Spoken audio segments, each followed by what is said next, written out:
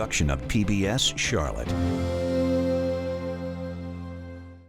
Coming up, it's a day of discoveries at the 9th Annual Carolina Collectibles. So many treasures worth so much money. Stick around.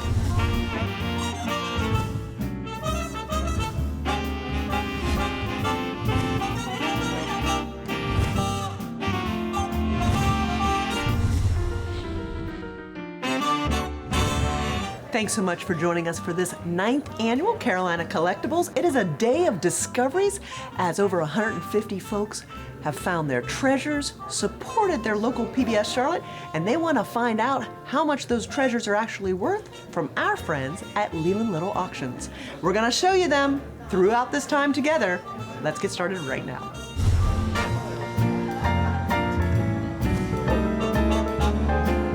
My name's Rob Golan, and I deal with historical items at the Leland Little Auctions. And through the auction house, I've met Jeff Schultz here, who owns this magnificent piece of American folk art. And I would step back and let him explain it. Thank you, Rob. We've been researching this piece for a while now. It's been in my family for 70 years, and an arrebus is a piece of art that's made up of pictures and letters, so it tells a story. And this piece here tells the first 100 years of American history, and for the longest time this hung over my bed as a child, and I would look at it and go, what does that mean? What is that a picture of? And Thanksgivings would come and aunts and uncles would come, and we'd all sit there trying to interpret what this piece said. Now with Google image search, Rob, I can take a photo of something and decipher what or who that person is. And I've put the story together, and it's the first 100 years of American history done by a gentleman named A.D. Richmond Jr. in 1871, which is 6 years after Abraham Lincoln was assassinated, and it goes all the way through the whole thing. So I've actually built a little key that I've printed out that's taped to the back. Each photo is numbered, and then it explains what that photo is so that you can put the words together. And I've also done the whole dialogue, but it's quite interesting. Like over here, just as an example, this is a tree and this is men, and it's followed by D-O-U-S, tree, men, dus. And then down here is John Wilkes Booth, assassinated Abraham Lincoln. So it's filled with all these different things that really took a lot of work that we've researched trying to figure out who these people were, what they meant. A lock here, a door latch, that's a shield. I didn't know it was a shield, but you know, that's how it interpreted.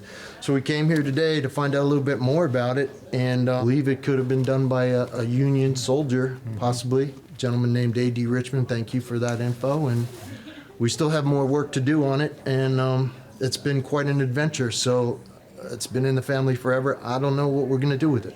Well, I think this is a valuable piece, and it's certainly unique. My years of evaluating these kinds of objects, I come to the conclusion that this is probably going to be a $3,000 to $4,000 piece, wow, if not more, because it is so important and unique to the market. Thank you, sir. That's wonderful. I have an accordion that is Italian made, called the Fortefisso Futurama.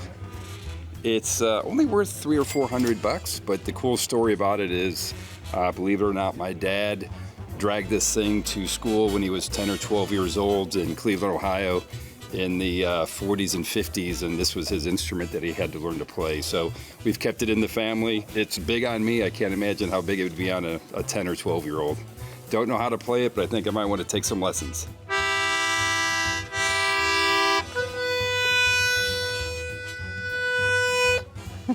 The story behind this item, I actually have 3 of these. I have 2 this size, and I have one that is a little larger.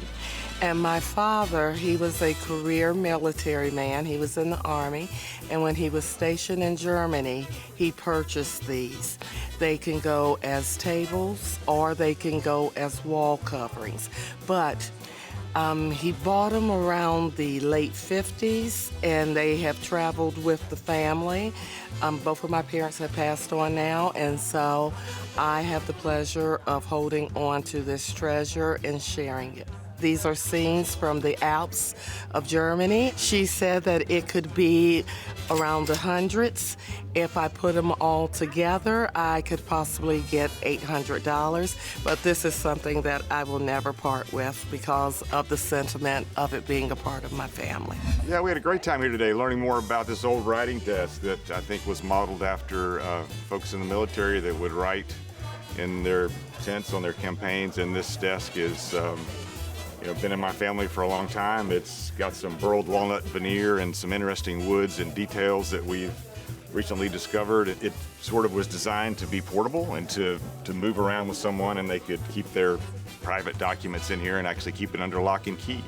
And it opens up and has several drawers and lots of nice details. And we were just excited to bring it in today. It has a value between $800 and $1,200, and it's got some old detailed brass from London, and we were just excited to learn more about it today. Francisco, tell me a little bit about what you've brought today. You have a 1947 Yankees signed baseball. Correct. My father, he passed away, 20 years ago, but he was, by that time, really all the time, as a second job, he was a statistician for the Santurce baseball crabber team in Puerto Rico, which still they play nowadays. The baseball league started more or less in the 30s in that sense. In 1947, the Yankees went really for the spring training through Latin America, first Puerto Rico and the Caribbean, then Venezuela, then Cuba. They played 5 games in Puerto Rico, and they won 4 and they lost 1. So my father, since he was with the baseball, Santurce Crabbers baseball team, he was able to go to the dugout and guess the Yankees that were there in one, I don't know which one of the games, but he was able to get most of the signature of the players that were there. For example, Joe DiMaggio, Phil Rizzuto was a shortstop, Ralph Hook, which later was the manager. Yogi Berra was there also. This was spring training, but they won the World Series that year in 1947. Yankees did, later that year. Yeah. So how many games did they play while they were there? They played 5 games in Puerto Rico, and Puerto Rico only was 1. Hey, and that was published the by the local media. It's in Spanish, but it says the day that we beat the Yankees. It was a memorable day in baseball. Indeed. Well, I think what you have here is not only a signed baseball, but you have really good provenance, because we know this baseball has been in the family. Your father was involved with the Puerto Rican Baseball League during this time. It was a gift to him, and you've had it was bequeathed to you, right? Correct. So when we determine value on memorabilia, we are looking at how authentic it is, and based on this history, everything seems really great about this. So we've seen a 1947 baseball signed by all the players come up for auction a few times. 2018, I saw a similar ball come up, and it sold for just under $1,000. But that ball didn't have the history that yours did to accompany it. It wasn't authenticated by a known authentication service like JSA. More recently, I have seen a similar baseball signed by all the members of the team that did have authentication. That one showed an auction value sale price of close to $4,000. So I think the authentication. Authentication is important a lot of times, but given all of this provenance, there's no doubt that it's right. But it may be worth looking into having it authenticated if you do decide to sell it. But what a fun history from your family. I hope you can keep it in the family for generations. And good enough. Thank you for bringing it. Well, thank you for your assessment. If everything's correct and it is authenticated, I'm expecting it to be in that $3,000 to $4,000 range. That's the result that we've seen recently. So I have no doubt that it would probably be in that range. Without authentication, you're looking in that $8,000 to $1,200 range. So good enough. I think it's important to do it. Okay, good. We'll follow your advice. Thank you. Okay. What we have here is a beautiful maple music box from the turn of the 20th century. It's a Regina, and we have a tune on it called Youthful Dreams Waltz. And why don't we just listen to a little bit of that, and then we can discuss the machine some. It does work, and I would like to hear a little bit more about this, please. This belonged to my aunt. She acquired this in Denver, Colorado. I'm not sure what that acquisition was, but then she gave it to my father, who lived in Hickory, and then my father passed to me. Damn. So I hope to continue to hand it down through our family, but it's a very treasured piece, and I love the wood. Oh yeah. But the sound of the music box to me is incredible. I have 25 of these discs that go with the box, and a lot of them are listed on this directory. It's really a beautiful thing to listen to. I think it's probably the best sounding thing in this room. Thank you. Yes, ma'am, and thank you for bringing it. I think what we have is a Regina machine. It's not on the box itself, but the disc is, and it works fine. And this machine is probably from the turn of the 20th century, late 1890s, early aughts, in that period. We've handled a lot of these at the auction house, and I'm fairly confident to say that it's about a $1,000 machine. Okay, thank you very much. You're welcome.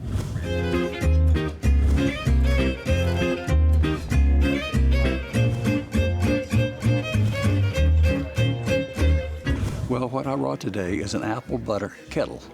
It was from my wife's family over in Sissonville, West Virginia. It had been passed down through generations. I grew up on a farm out in Union County. We had cows and hogs and chickens and all the things, own gardens and everything. We were very self-sufficient at that time. But seeing this reminds me of being self-sufficient, where everybody took care of themselves. I enjoy thinking about the memories of it, how people used to make apple butter. They said 500 to 1,000. And I guess it was early 1900s when it was made. This is a 19th century coral necklace. It's actually in my family. It's my great-grandmother's coral necklace that was gifted to my grandmother at her wedding, and then it was gifted to my mom at her wedding. So what I found out is this is a hand-carved coral necklace. What is really interesting about this is during World War II in Italy, where my family is from, Giuliano di Roma, this necklace, along with another relic that's actually a gold chalice that was part of the church down the street. These two items were buried under an oak tree to be preserved until after the war.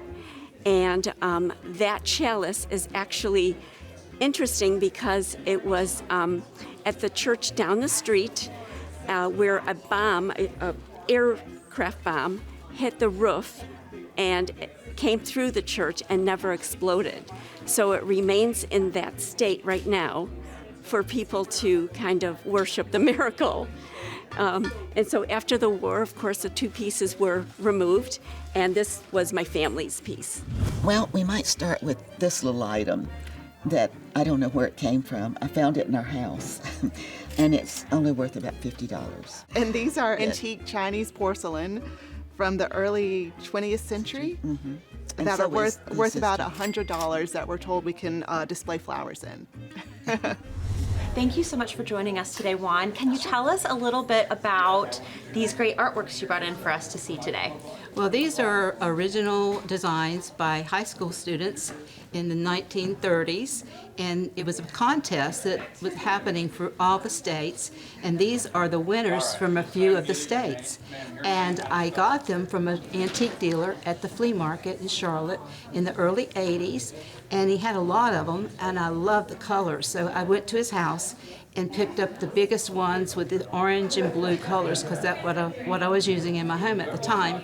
And he told me that he got them from the postmaster who lived in Charlotte, and he was selling all of his memorabilia and his ephemera from the post office. So I thought they were fabulous, and the fact that they were one-of-a-kind pieces of art by high school students really blew me away. Yeah.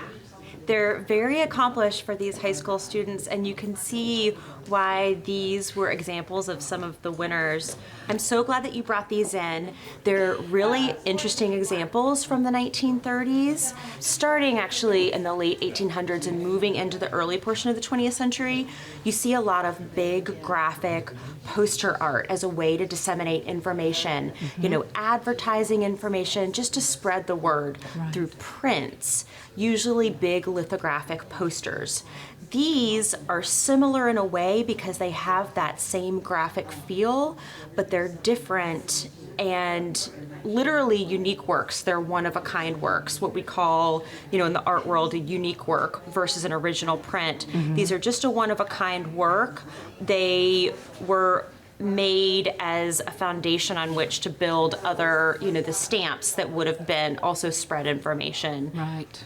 I would say if these were to come to auction, they would probably sell in about the 500 to 1,000 range. Okay, wow. That's yeah. great. Thank you Wonderful. so much for bringing them today. Thank you for having me. Thank you. Enjoyed it.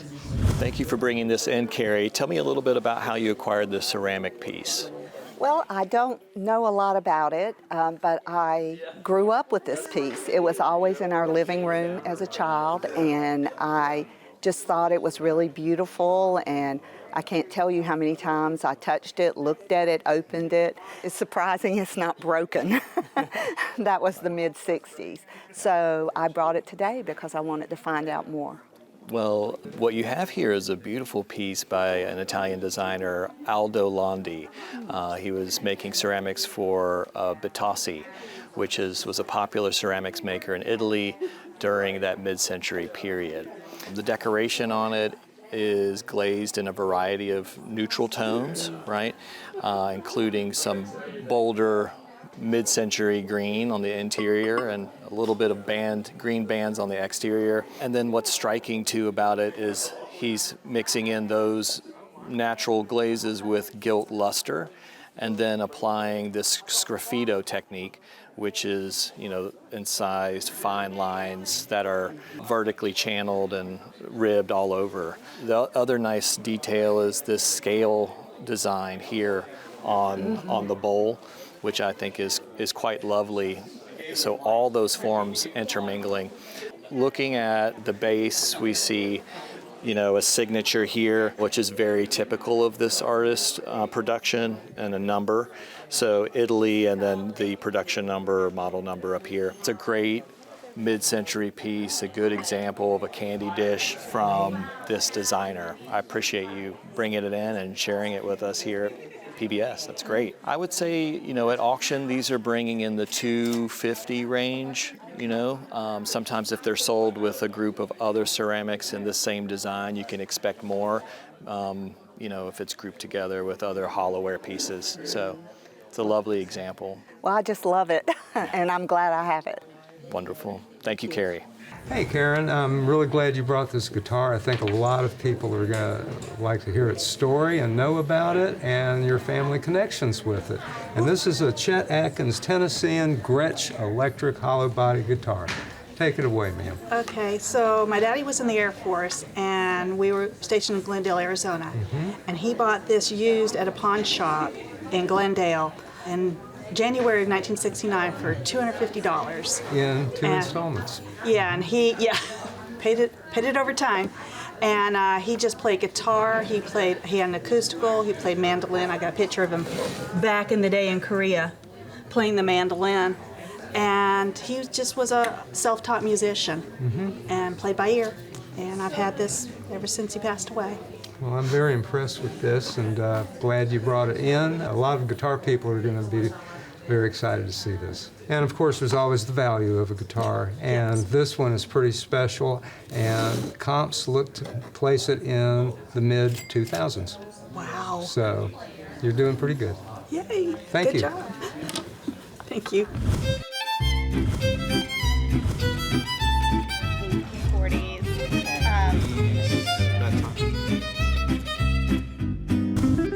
This is a painting that I found after my mother died that had been given to my grandfather when he was a teacher at St. Albans in Washington, D.C. by this artist, Eugene Gabricheski.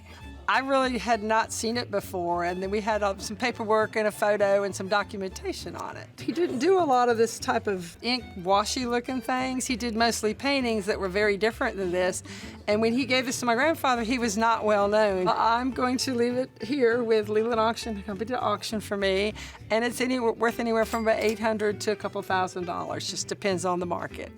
It was exciting to know it could be worth something, because you know most of what you find isn't worth that much, and you're like, well, what do I do with this? So it was exciting, and I could find his work online and him online, but you can't find anything that looks like this online. Okay, so I found this on my birthday sometime back in the last decade at the Salvation Army thrift shop. It was $6, just appraised for $400. So I feel pretty good about that. It's a Roseville piece from Roseville, Ohio pottery. They went out of business in the 50s, but they were founded around the turn of the century. So, you know, it has some age to it, probably more of a mid-century piece, not an early piece. But I love the color. It's in great shape. It sits in my living room on a stand. So today I brought this old record player gramophone. I remember my mom picking it up at an antique store when I was maybe about like 8 or 9 years old, and it's always just sat in the house. And I decided to bring it in. It's been in our family for, you know, about the past 40 years. It always just sat there as like almost like a piece of furniture, but I brought it in. It works. It's got a set of records from the opera, the HMS Pinafore, the whole set.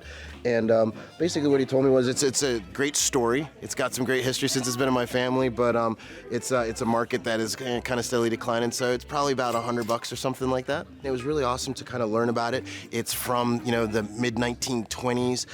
It still works. It'll still play, and that's kind of just really the gist about it. It's like, you know, how old it is, and you know that it still works. They don't make things like they used to, right? Hi, Sue. Thank you so much for bringing this painting in today.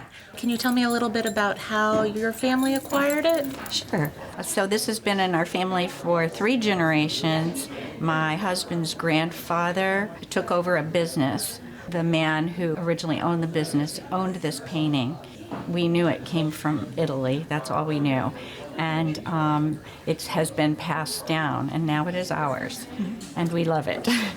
Well, thank you so much for bringing it in. It's absolutely gorgeous. The artist is Carlo Faccinetti. He was an Italian painter, born in Florence in 1870.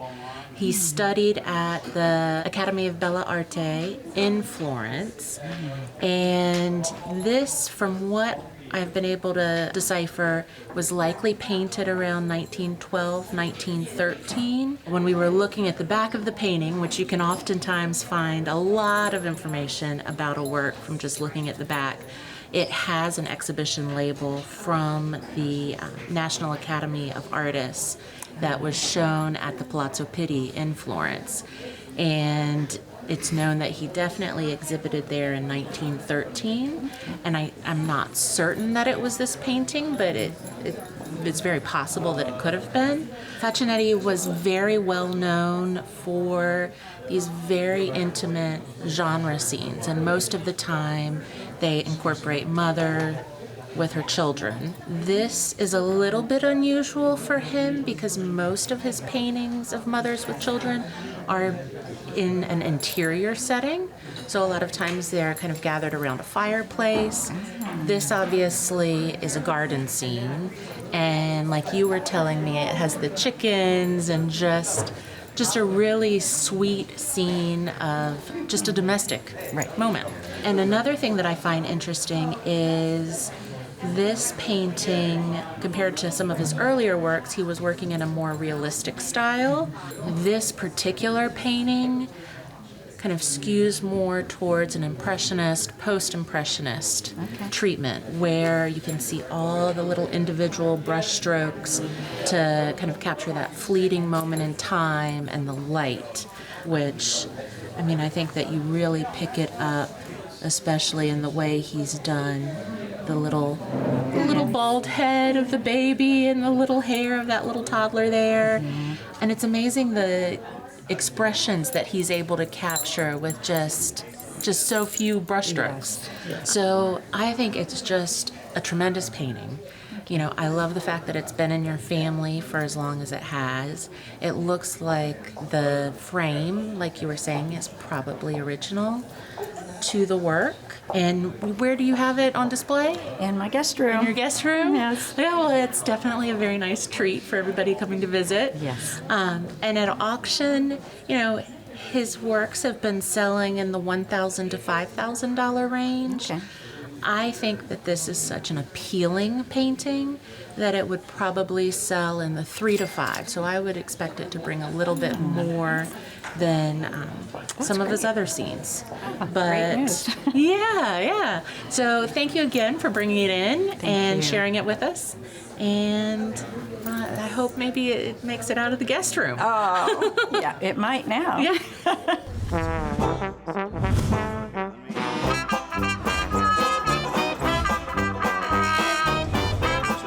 Hi, Jenny. Thank you for bringing this interesting reliquary object in. Can you tell me a little bit about how you acquired it and a little history behind the family? Sure. Thank you, Brian. It's great to be here. So this is a family relic that's been passed down to my mom and dad. The background on this, it was given to my great uncle, who's a Franciscan priest in Assisi in the 50s, early 50s, maybe late 40s, and he did a lot of missionary work in Africa. And because of his relentless work and dedication to the people in Africa, he was presented with this relic by the cardinals in Italy. And taking a vow of poverty, of course, he always knew that at some point he would have to find a keeper for the relic. And came to be my mom and dad were married in Pompeii. He actually officiated the wedding ceremony. Oh, wow. In Pompeii. Okay. Not far from the ruins, by the way. And it was a dual wedding. It was my mom and dad and her brother and spouse. And so Nero Zio, as we come to know him, he had 2 possessions. One of them being this, another one being a museum-level movie camera that was used in the Italian film industry production companies. Okay. And somehow he came to have that. Okay. It was given to him as well. So in gifting the 2 possessions that he had, he gifted the movie camera to my mom's brother and spouse, and the relic to my mom and dad. Of course, everyone was of the opinion that, the movie camera had so much more value, and it was a very valuable movie camera. My mom and dad, of course, because they are very devout Catholics, and they practice the rituals daily, they love this piece, and they cherish it. And Eurazio knew that, and he wanted the keeper of this piece to be someone that would appreciate it. Yeah. That makes so much sense, and what a fascinating story to know his involvement with the Franciscan Church and the history behind how he came to own this. I think what's interesting to me about the piece is we have this really nice cast figure of Christ in bronze with a patination, and then we have the 14 stations of the cross illustrated in wonderful relief moments here in these octagonal panels on each of the perimeter pieces of the cross. But what's really fascinating too is this relic on the inside, which says Ex Spine Coron Dien, which is relating to the crown of thorns. So this is a relic from Christ's crown of thorns. Whether or not this is an actual piece, I think is besides the point. It's meant to be something that someone prays on. There's no way for us to authenticate that, but there is a nice authentication sheet here from the Franciscan Church, and it's signed here and dated 1949. And then what's also interesting is that the backside is signed Roma. We do know St. Peter's is there in Rome. This is a fascinating piece with good provenance. At auction, we see crown of thorn relics similar to this selling anywhere from the mid-hundreds to low thousands, but usually that's not set within a crucifix. So you may see from that one $1,000 to $1,500 range at auction if you were to sell it. Thank you for sharing it with us. What a fascinating story. I will say that this will stay in the family. It's just something that we just wanted to see, exactly what it represents. And I think you've done a great job. Thank you so much.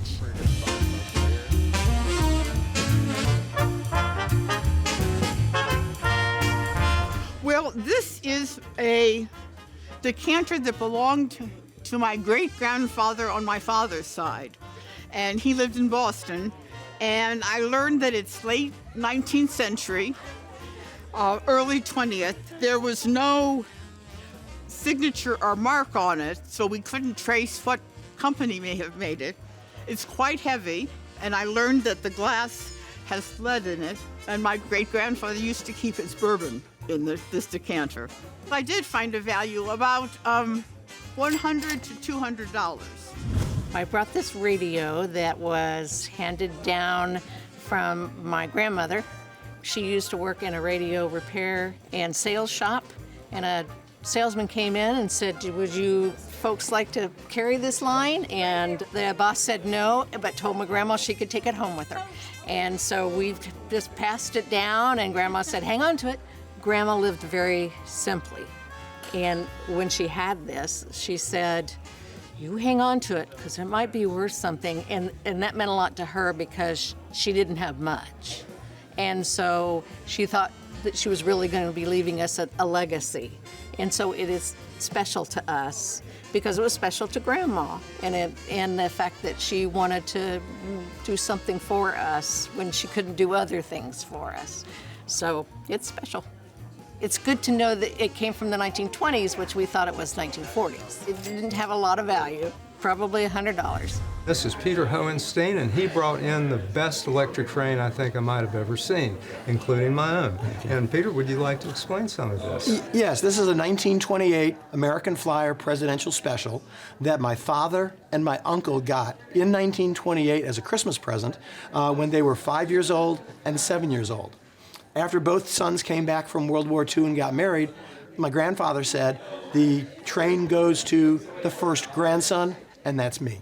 So I've had it ever since I was born in the 1950s. It works, it runs, it's in its original boxes. We've got, as you can see, a lot of the original brochures are still around. We played with it every single year. We had it set up every single year down in the basement of our house in Buffalo, New York. As you can tell with a train this size, and the extra track and the extra cars that are freight cars, it takes up a lot of basement. Yeah. So it never got up into the living room. It was always down in the basement. Probably had it up for about 3 months a year. Okay. Well, I can relate to that because I inherited my grandfather's Lionel train. It was an O gauge from 1917. And it's about half the size of this, but it still runs too, and we run it around the Christmas tree. Very good. Yes, Very sir. good. Well, this is a really remarkable train, and I've really never handled one this large before, or in such great condition. That's amazing after nearly 100 years that it's looking this way.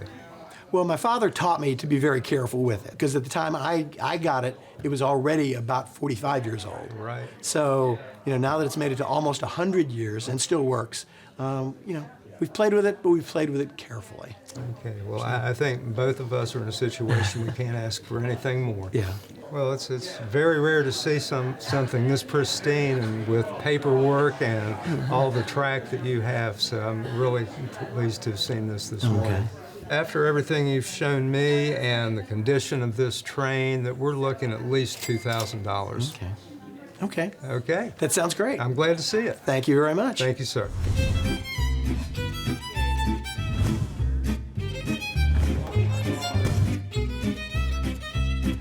This was my mother's doll from the 1920s. It's a Patsiette doll that was made in France. I didn't really know any of the value. We have the case with a lot of her clothes and some shoes. Found out it could go at auction for $300 to $400, so I was pleasantly surprised. This is a Americana wedding chest, and she had said mid-19th century, but then we found a date on it, which I had never noticed before, saying 1815. It was signed on the back, and painted in the Pennsylvania Dutch style. It's a pine box, which is usually what the painted chests are, with a sort of curved top. It's not flat, it's curved. It's been in my family a while. My grandfather, who died in the 1960s, found it, I don't know when, obviously before that, and it was painted brown, and he actually removed the paint in order to find this wonderful birds and flowers, etc. on here. So it's been in the family, and I love it. As she mentioned, that retail it would be $1,000. This is a World War II soldier doll that the story is my father stood in line in New York to buy this. I have two brothers, and one was about 3 or 4 at that time, and I brought his picture holding the doll. It was well played with, and I learned that it's by the F&B toy company, and it's called a Skippy soldier doll, and might be worth $100 or so. Dick, tell us a little bit about these two wonderful baseball cards that you brought in for us today. Okay. Brian and I started collecting baseball cards back in 1953, and I was getting, those Ted Williams, Mickey Mantle, Willie Mays, those cards. But I'd heard a lot about the older player, Babe Ruth and Ty Cobb, and so I wanted some older cards. And so I found this company. It was the Card Collector Company, and it was in Franklin Square in New York. Well, how old were you at this time? Well, I was about 14 when I wrote this letter. Okay. And they sent a little thing, and it had the prices, and the prices ranged from 12 cents to maybe the highest one was like 35 cents for cards. Okay. And these were cards from 1951 to 1960. Gotcha. So I wrote off, and I had several that I wanted to get, and so I wrote off, and then I got a letter back, from a note from the Card Collector Company, and it said, "Dear Richard," this was May the 3rd, 1960. Okay. "I cannot find any of the names with the exception of the enclosed two, the 1910 and the 1948 Bowman cards. Bowman 49 are temporarily out of stock." And then they signed it. And on the back they said that the Ty Cobb cigarette card, it was 35 cents. Okay. The Bowman, the Stan Musial, was 25 cents. So that was 60. And postage and handling was 10, so it was 70 cents. I had sent in $3 worth. Oh, wow. And so I got those two cards, plus I got $230 back. Change. Okay. Yeah. Well, that's a great story. Any idea on what the value is today at auction on these two collector grade cards? I hadn't sent them off to any of the companies to grade them. I just been keeping them. Okay. And I think the Ty Cobb is in pretty good shape, and maybe around 1,000 to 2,000, depending on, it's kind of hard to tell, because one thing I found out is that the corners get a little bent, it knocks off, but it's a wear to the corners. Yeah. But maybe about 2,000 for it, and the Stan Musial maybe 1,000. I think those values are about accurate. Yeah, we actually sold this same card here, the Ty Cobb with the red portrait background. That one sold last year for $3,900. That one was not PSA certified yet, so I think that would be an expense to possibly look into, because you could be looking at higher values. Right. You did mention this one does have some creasing wear through the center, so it could be in that $2,000 to $3,000 range because of that central crease, but that's a really good example from like 1909, 1910, right? Right.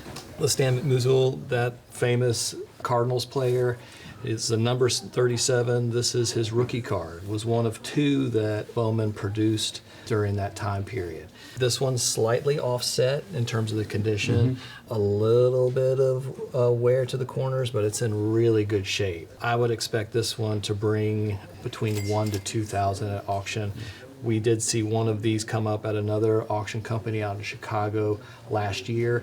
That one brought just over $1,000.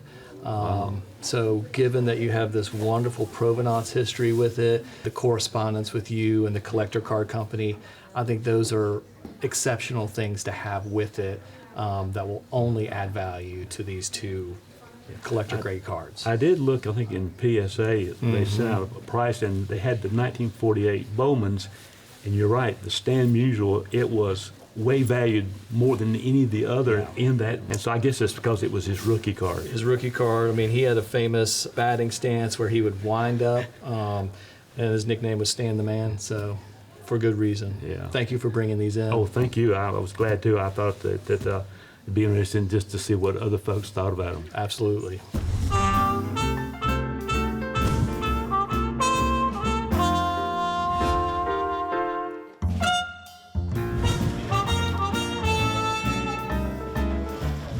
As we wrap up our 9th Annual Carolina Collectibles, I am so struck by the opportunity to connect with our community. It's one of my favorite things about these kind of events. Over 150 of our friends and neighbors showed up to find out what their goodies and valuables were worth. But we connected, we shared stories, we shared their history, and I just feel like it makes the world a little bit smaller and a little bit brighter. Thank you for tuning in for this Carolina Collectibles. We missed ya! Hope we'll get to see you at the 10th Annual Carolina Collectibles. Good night, my friends. To have this opportunity to come and be a part of this today was something that I canceled a meeting with my husband. I would not travel with him today so I could make sure I was here. We love PBS. We love watching PBS. We love this show and Antiques Roadshow, and just have a real interest in PBS programming and in particular antiques. I think this is great. Brought my mom here last year and find out a little bit about all the history of the family. It's been a lot of fun. Well, it was a lot of fun, and the people get engaged in wanting to find out something, a lot of curiosity, which was fun. So I enjoyed it a lot. A production of WTVI PBS Charlotte.